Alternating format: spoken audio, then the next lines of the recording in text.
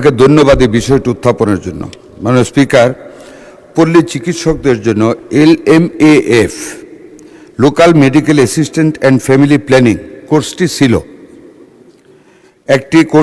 একটি 6 মাস মেয়াদী প্রশিক্ষণ কোর্স, যা মূলত প্রাথমিক স্বাস্থ্যসেবা ও পরিবার পরিকল্পনা বিষয়ে পরিচালিত হতো।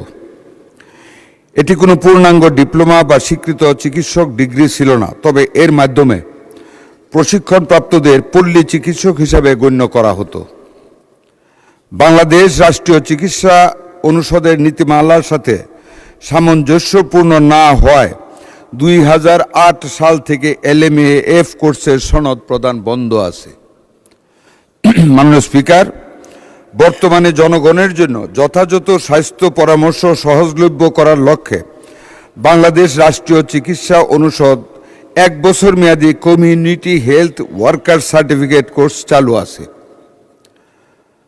এই কোর্সটির মাধ্যমে সরকারের ইউনিভার্সাল হেলথ কাভারেজ UHC এবং এসেনশিয়াল সার্ভিস প্যাকেজ ESP বাস্তবায়নের লক্ষ্যে পল্লী অঞ্চলে আনুষ্ঠানিক স্বাস্থ্যসেবা প্রদানকারীদের একটি সুশৃঙ্খল কাঠামোর আওতাভুক্ত করা হয়েছে।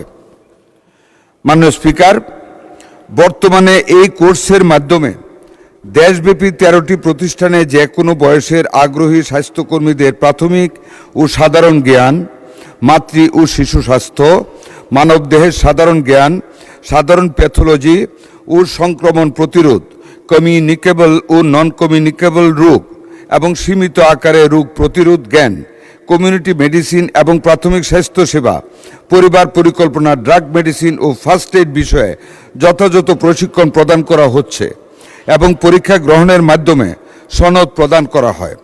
এর মাধ্যমে পল্লী ও প্রত্যন্ত অঞ্চলের জনসাধারণের জন্য মানসম্পন্ন প্রাথমিক স্বাস্থ্যসেবা নিশ্চিত করা হচ্ছে।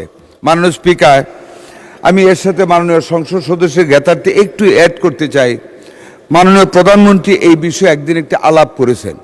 এই দুইটি জিনিসকে একীভূত করে নিম্ন পর্যায়ে রুট লেভেলে আমাদের চিকিৎসা সেবাকে সহজলভ্য করার সাথে বা প্রাইমারি চিকিৎসাগুলি ফার্স্ট এইড ট্রিটমেন্টকে আরও ত্বরান্বিত করার লক্ষ্যে সেই পল্লী চিকিৎসকের আওতাধীনে বা পল্লী চিকিৎসকের যেই ধারণাটা ছিল, ওই ধারণাটিকে ধারণ করে নতুনভাবে কিছু একটা করার পরিকল্পনা মাননীয় প্রধানমন্ত্রী একদিন এই ব্যাপার নিয়ে আলোচনা করে বলেছেন। আমার দৃঢ় বিশ্বাস, নতুন বাংলাদেশের স্থপতি আমাদের মাননীয় প্রধানমন্ত্রী জনাব তারেক রহমান সাহেব এইটার ব্যাপারে আরও একটু নতুনভাবে চিন্তা করে একটা ধারণা বা একটা পদক্ষেপ গ্রহণ করবেন। মাননীয় সংসদ সদস্যকে এটুকু আশ্বস্ত করেছি। মাননীয় স্পিকার, আপনাকে ধন্যবাদ।